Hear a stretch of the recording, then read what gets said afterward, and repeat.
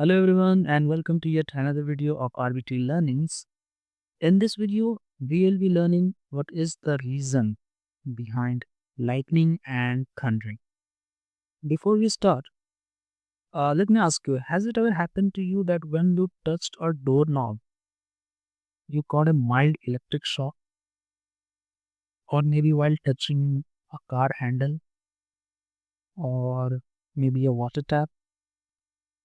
If you have heard or experienced it, let me tell you, that's the basic concept of lightning.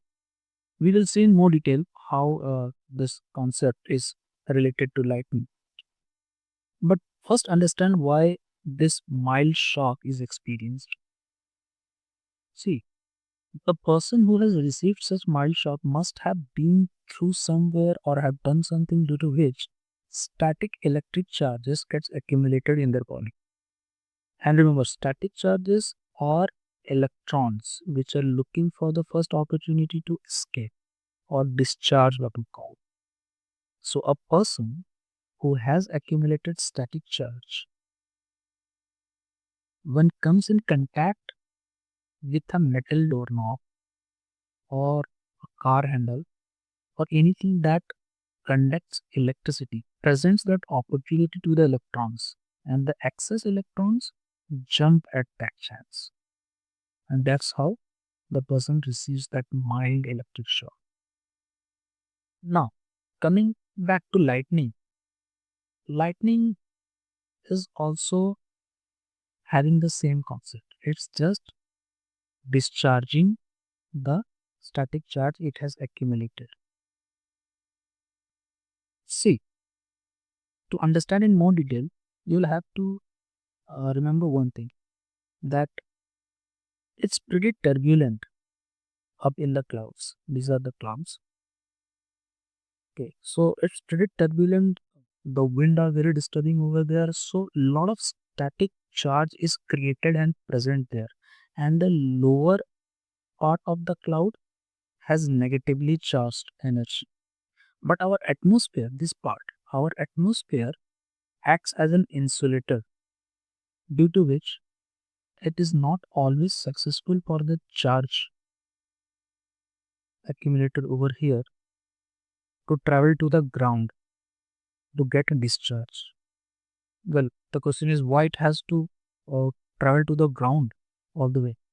Because there is negative charge in the cloud and positive charge present in the ground. And we all know opposite charges attract and would want to catch up. Now, positive charge from the ground can't just, for example, these red are the positive charges and these blue are the negative charges. So these positive charges from the ground can't just leave the ground and fly up there to meet the negative charges. But they will definitely look for any medium to reach as high as possible, and climb to the tallest object nearby. For example, on a pole, maybe on top of a house, maybe a tower, you know. So now with more and more static energy, static negative charge, or you can say, gets accumulated up there, it gets incredibly strong. And the moment it overpowers the insulating properties of atmosphere, it travels towards the ground and meet the positive charge in the shortest and easiest path, like this. It is coming towards the ground, the positive charge is climb as high as possible. Near the ground, when both these positive and negative charge meet, I mean when they collide, lots of energy is produced.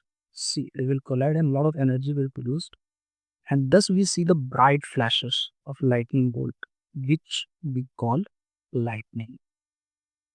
See, when they will collide, they will produce a bright flash. So basically, it's discharging the negative charge present in the cloud near the ground where positive charge is present.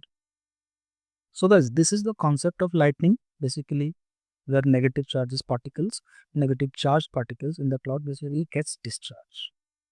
Now, coming to thundering, the loud growling noise we hear in thundering actually comes from the rapid expansion of air surrounding the lightning bolt. This is a pic taken, a very lucky pic taken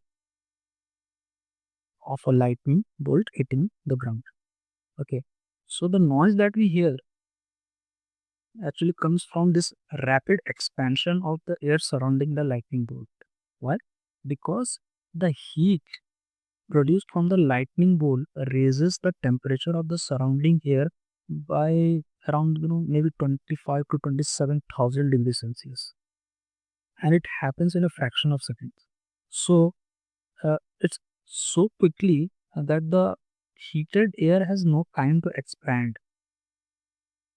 Okay, the heated air is compressed, which raises the air pressure from maybe 10 to 100 times of the normal atmospheric pressure.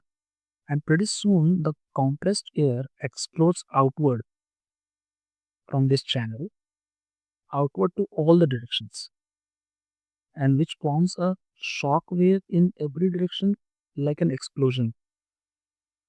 The rapidly expanding waves of compressed air create a loud booming burst of noise which we hear as thunderstorms.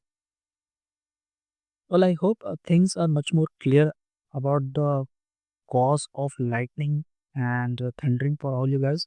Uh, Thank you for watching, and see you on next video of RBT Learnings with some new topics.